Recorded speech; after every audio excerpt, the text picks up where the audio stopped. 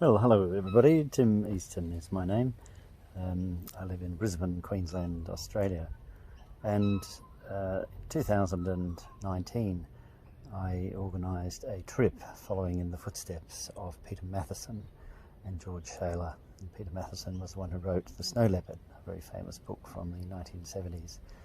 And it's very deeply touching on the spiritual and Buddhism side of a journey he did into the remote northwest of Nepal called Dolpo region. And to this day it is still very much the case, as I found on my trip in October, December last year.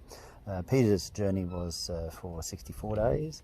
I had 24 days of which this book is based, and I had planned to go back this year to finish off the last section of it. Needed another 3 weeks or so there, but unfortunately, like everybody else, COVID has got in the way of things. But the book is essentially the same.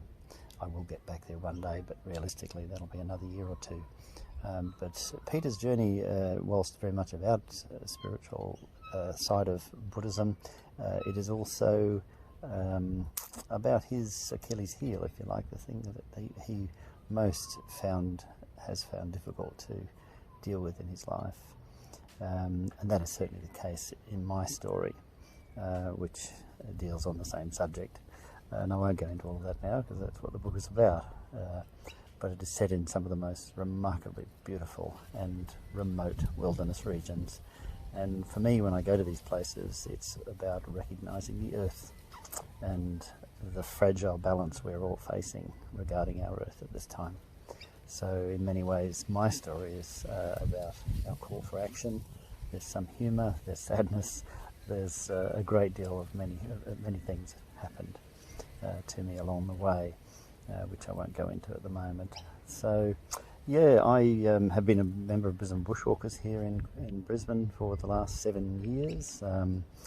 I've been a leader with them. I haven't been very involved this year with COVID, of course.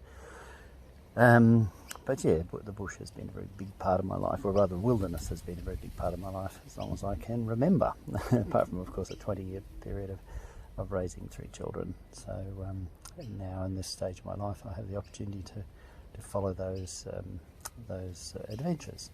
But to me it's not about climbing the mountains. I'm not really into that. I'm very much like the Buddhists, more interested in what is there in a spiritual plane. And I found great inspiration, hugely inspired by this country that I